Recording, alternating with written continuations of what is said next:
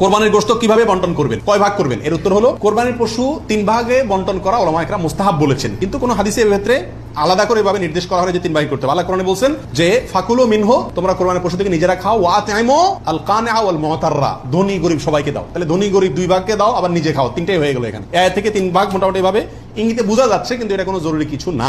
আর সহিহ মুসলিম হাদিসে আছে নবী সাল্লাল্লাহু আলাইহি ওয়াসাল্লাম বলেছেন তোমরা নিজেরা খাও, আবার রেখেও দাও, আবার দানও করো, অর্থাৎ তিনটা করা যাবে। আবার সহিহ মুসলিমের আরেক বর্ণনায় আসছে তোমরা খাও এবং মানুষকে খাওয়াও। তাহলে বোঝা গেল নিজে খাওয়া, অন্যকে দান করা সবগুলাই উত্তম এই কোরবানির গোশতের ক্ষেত্রে। সমাজের ভাগ বলে একটা ভাগ প্রচলিত আছে, যেটা জায়েজ আছে কিনা। অনেক এলাকাতে কোরবানি করার পরে সমাজের ভাগ উঠায় নেয় জোর করে, বা বলা ছাড়া, জোর করা লাগে না, এমনি সবাই দেয়। এটা জায়েজ আছে কিনা? উত্তর হলো এটা উচিত না, এটা অন্যায়। কেন?